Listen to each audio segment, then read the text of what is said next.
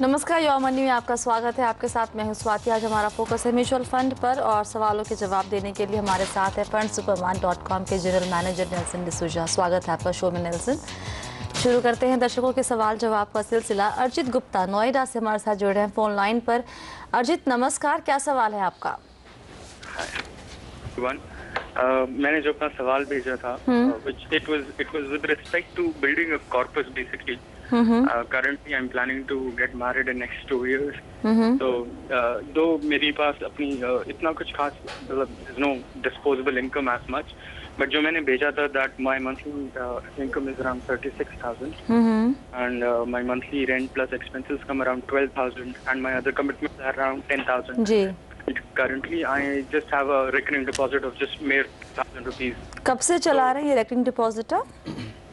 ये मेरे को जनवरी से शुरू हो गया है, जनवरी। और लास्ट मंथ मेरे पास मैंने फिक्स डिपॉजिट करा था अराउंड 40,000 का, अच्छा। जो मैच्योर होके which will be around 75,000 something.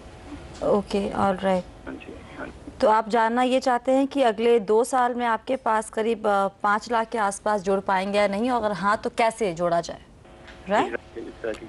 जो बाकी पैसे बचते हैं आपके सारे कमिटमेंट्स और आरडी में डालने के बाद, उस पैसे को भी आप सेविंग अकाउंट में रखते हैं?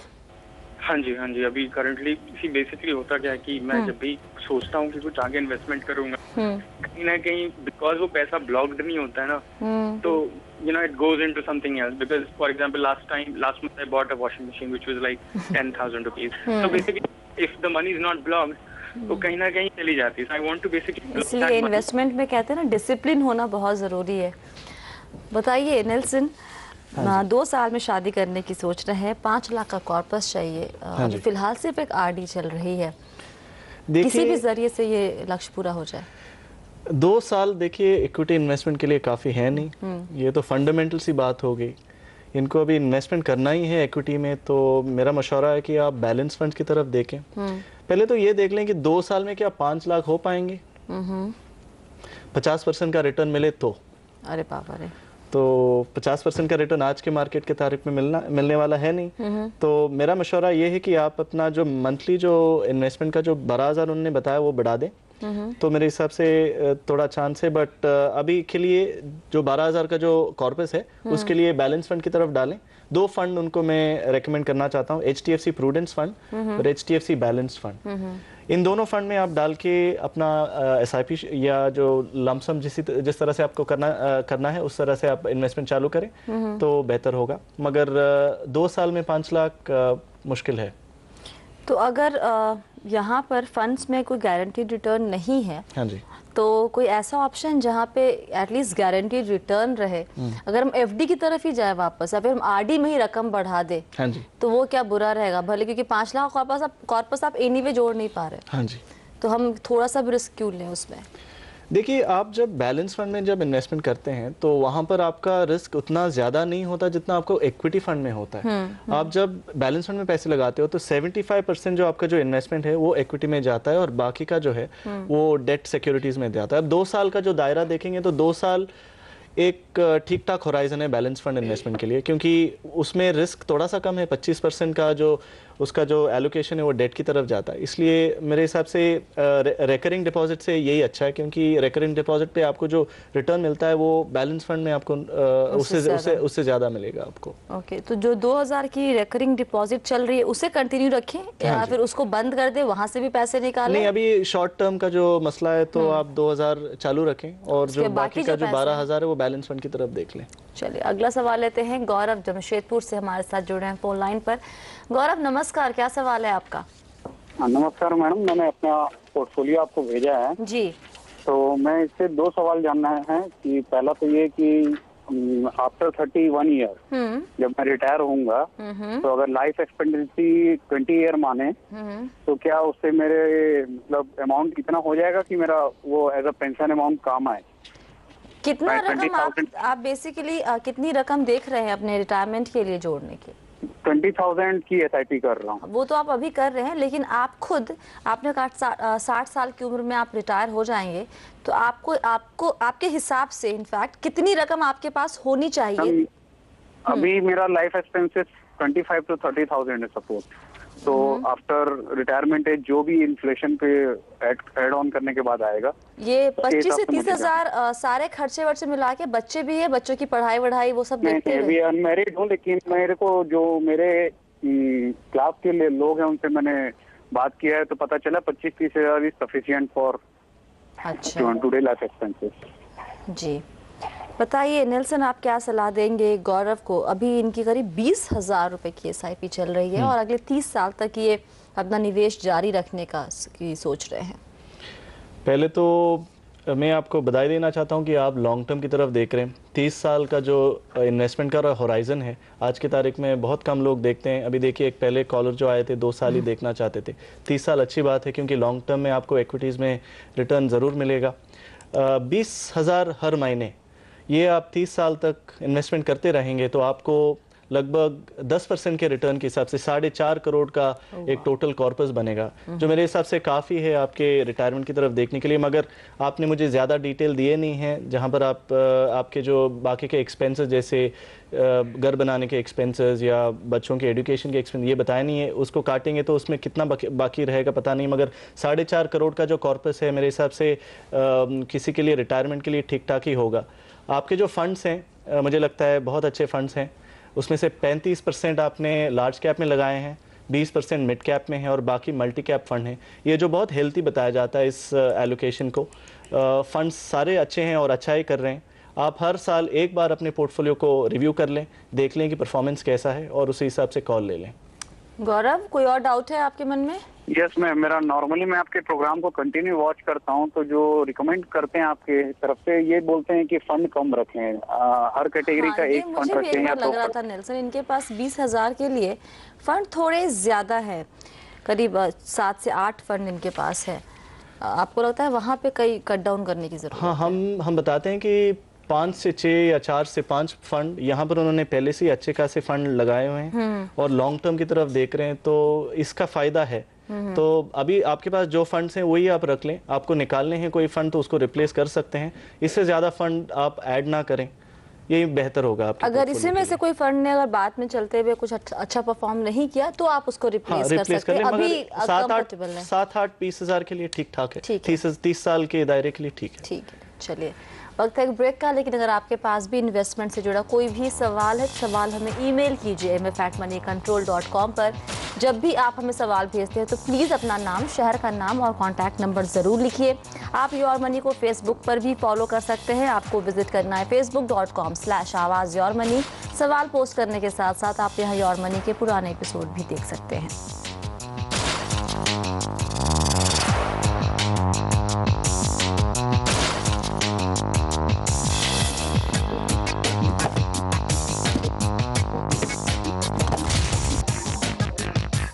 एक बार फिर से स्वागत है आप सभी का योर मनी में। हमारा फोकस है म्यूचुअल फंड पर। सवालों के जवाब दे रहे हैं नेल्सन डिसूजा। अगला सवाल लेते हैं, रवि कोहली हमारे साथ जुड़ रहे हैं फोन लाइन पर दिल्ली से। रवि नमस्कार, क्या सवाल है आपका? Good evening ma'am. Good evening. मेरा क्वेश्चन ये है, मैंने आपको अपना पोर्टफोलियो भेजा हुआ है ऑलरेडी। जी जी। उसके अंदर मैं ऑलरेडी 4 साल से यूलिप में इन्वेस्ट कर रहा था, बट काफी टाइम से मैं आपका ये फॉलो कर रहा हूँ प्रोग्राम। तो सारे यूलिप बंद करके मैंने म्यूचुअल फंड की ओर अपना इन्वेस्टमेंट टारगेट किया है।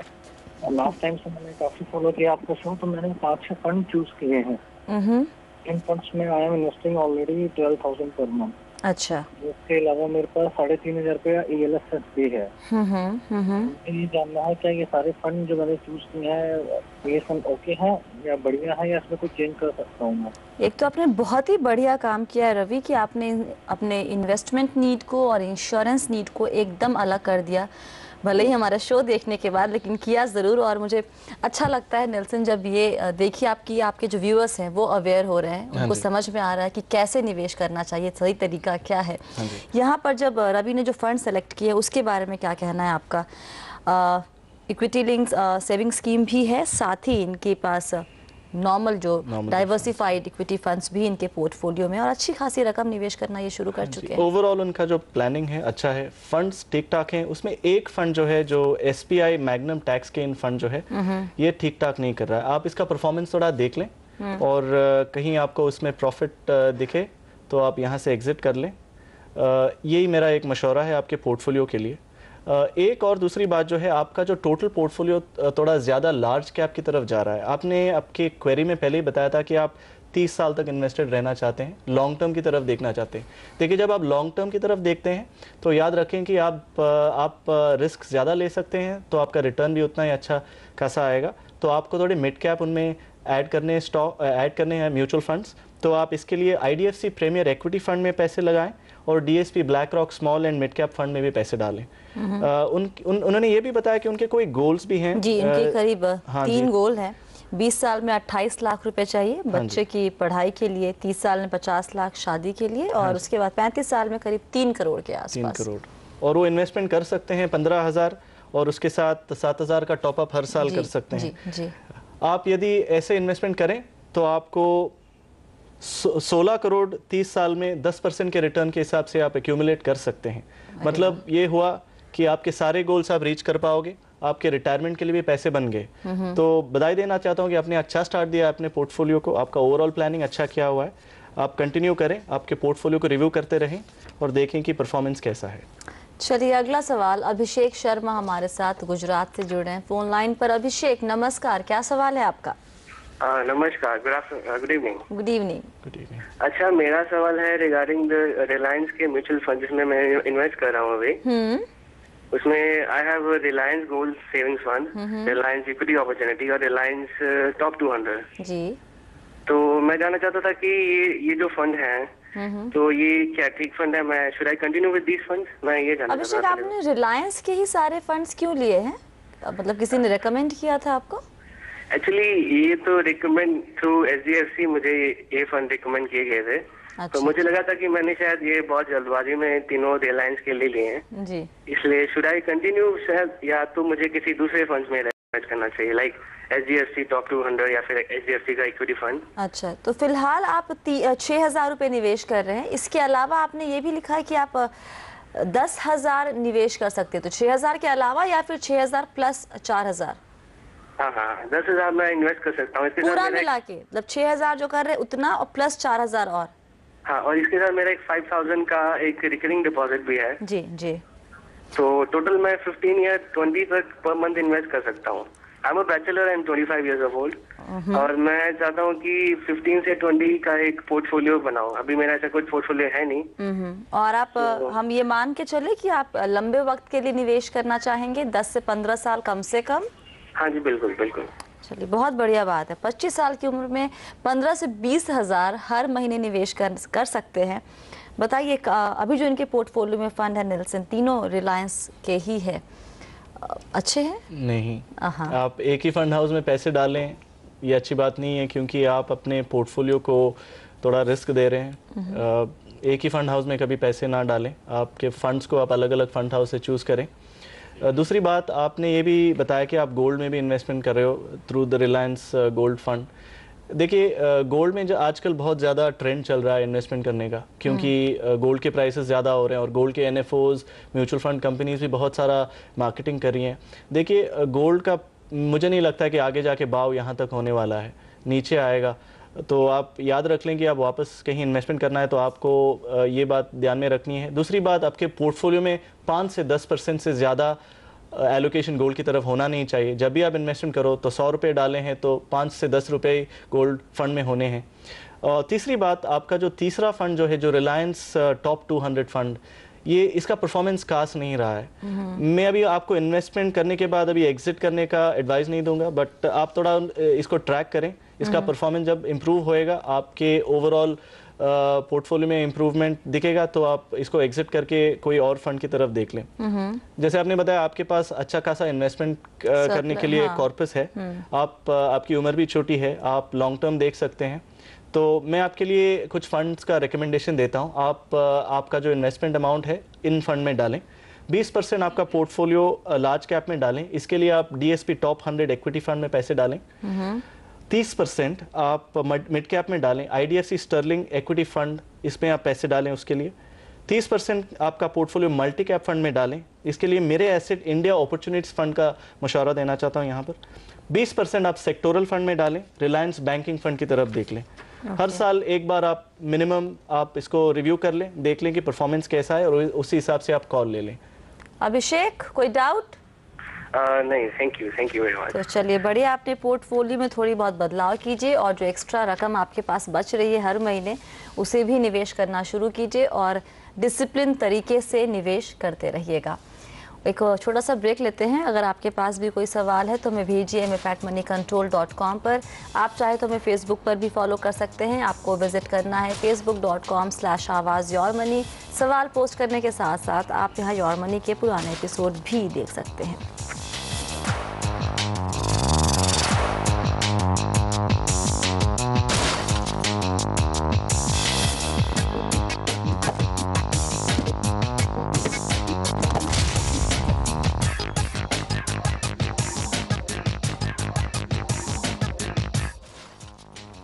योर मनी में आपका एक बार फिर से स्वागत है। हमारा फोकस है म्यूचुअल फंड पर और सवालों के जवाब दे रहे हैं नेल्सन डिसूजा। अगला सवाल लेते हैं। रिलेश हमारे साथ जुड़े हैं गुजरात से। रिलेश नमस्कार, क्या सवाल है आपका? Good evening ma'am. Good evening ma'am, मुझे ये पूछना था कि टैक्स सेविंग के लिए जो मैं ELSS कर रहा हूँ अभी, आप 10,000 रुपीज़ लगा रहे हैं HDFC टैक्स सेवर में हर महीने। तो टैक्स प्लानिंग के लिए ये सही है या और दूसरे कोई इंस्ट्रूमेंट देख सकते हैं? ओके, PPF के बारे में भी आप जानना चाह रहे थे रिलेश, राइट? हाँ। एक ही फंड में 10,000 रुपये लगाना भले ही टैक्स सेविंग के लिए, आपको लगता है सही स्ट्रैटेजी है? मैं इसके पहले उनसे एक सवाल पूछना चाहता हूँ। आपने ELSS में पैसे क्यों डालें सर? टैक्स सेविंग के पॉइंट ऑफ व्यू से। आपको किसी ने इसका एडवाइस दिया था? हाँ, एडवाइजर है, उन्होंने बताया था कि टैक्स सेविंग के लिए अभी लॉक इन पीरियड कम रहता है इसमें। अच्छा, मगर ELSS ही क्यों उन्होंने बताया आपको? PPF, PF या कुछ और चीज़ें नहीं बताई उन्होंने? क्योंकि मिनिमम लॉकिंग पीरियड के हिसाब से चूज किया था। अच्छा, तो उन्होंने ठीक है बताया। देखिए, आपने ये भी सवाल पूछा है कि क्या PPF भी हम देख सकते हैं। देखिए, PPF और ELSS ये दोनों अलग अलग कैटेगरीज बनते हैं। ELSS जो म्यूचुअल फंड में बनता है और ये इक्विटी मार्केट में इन्वेस्टमेंट करता है। PPF जो है ये गवर्नमेंट की तरफ से आती है और इसका एक फिक्स्ड रिटर्न बनता है। मगर आपने बताया जैसे ELSS में आपको 3 साल का ही लॉक इन है, ये ठीक बात है, मगर PPF में आपको 15 साल का लॉक इन मिलता है। तो ज़्यादातर लोग रिटर्न के लिए और शॉर्ट लॉक इन के लिए ELSS में पैसे डालते हैं। तो इसके अलावा बहुत सारे दूसरे ऑप्शंस हैं। अभी देखिए, इसका सुझाव तो आपके टोटल इंफॉर्मेशन पोर्टफोलियो देखने के बाद ही मैं दे पाऊँगा। मगर आपके लिए अभी एक मैं बात बताना चाहता हूँ कि ELSS का पॉसिबली ये आखिरी साल है, क्योंकि अगले साल से गवर्नमेंट ने डिसाइड किया है कि DTC रोल आउट करेंगे। DTC आने के बाद ELSS कैटेगरी निकल जाएगा टैक्स सेविंग ब्रैकेट में से। तो उसके बाद देखने पड़ेंगे कौन से ऑप्शंस रहेंगे और नहीं रहेंगे, और वही हिसाब से इन्वेस्टमेंट कर पाएंगे आप।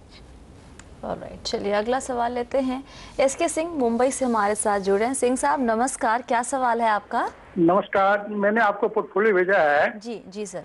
उसमें मैंने कुछ पूछा था आपसे कि 5 से 7 साल के अंदर क्या हो सकता है, हमारा कितना पैसा?